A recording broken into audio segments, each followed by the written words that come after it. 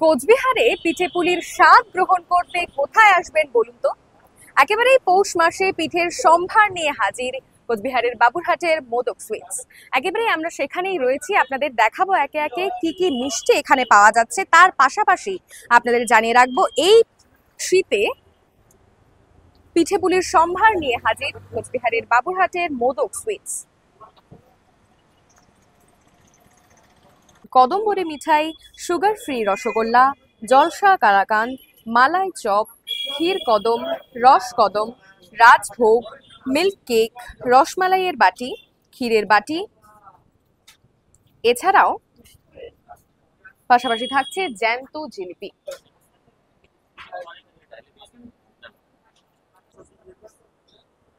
আমাদের সাথে এই মুহূর্তে উপস্থিত আছেন মোদক সুইটসের কর্ণধার, ওনার সাথে একটু কথা বলে নেব। নমস্কার। আচ্ছা, কত রকম ভ্যারাইটিস এর মিষ্টি এখানে রয়েছে? অ্যাকচুয়ালি আমাদের দোকানে নিয়মিত 60 থেকে 70 রকম মিষ্টি নিয়মিত হয়ে যাচ্ছে।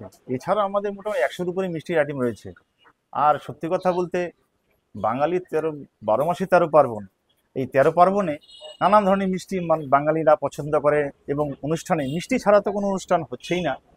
আর এই মাস অর্থাৎ পৌষ মাস, এই পৌষ মাসে হচ্ছে বাঙালিদের পিঠে পুলি খাওয়ার মাস। আর আমার ইচ্ছে হচ্ছে মানুষ যাতে অতি সহজেই খুব অল্প সময়ের মধ্যে আমার দোকানে এসে যেন পিঠে পুলি এবং পাটিসাপটা এবং অন্যান্য পিঠে রয়েছে তাদের স্বাদ উপভোগ করতে পারে। তার জন্য এবছর আমি পাটিসাপটা করেছি এবং আরো অন্যান্য পিঠে রয়েছে। তো এবার সবাইকে আমি বলবো একবার আসুন মোদক সুইটসে, এসে দেখুন পিঠে বাড়িতে কষ্ট করে বানাবেন কোথায়, আমার দোকানে আসবেন এবং খুব সহজেই পেয়ে যাবেন আমাদের দোকানে পাটিসাপটা এবং অন্যান্য মিষ্টি। পৌষ মাসে পিঠে তো রয়েছেই, পাশাপাশি আমাদের বড়দিনের কিছু কেকের সম্ভার রয়েছে, কারণ এখানে আমাদের কিছু খ্রিস্টিয়ান কিছু কাস্টমার রয়েছে, তারাও যেন সেখানে তাদের কেক অতি সহজে হাতের সামনে পেয়ে যায়, তারও ব্যবস্থা করে এবং আমি চাচ্ছি তারাও যেন খুশি থাকতে পারে কাস্টমার হিসেবে তারা। এটাই। ধন্যবাদ।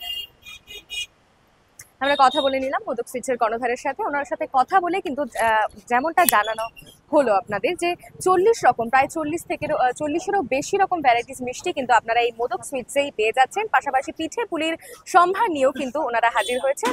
তাই দেরি না করে তাড়াতাড়ি চলে আসুন মোদক সুইটসে।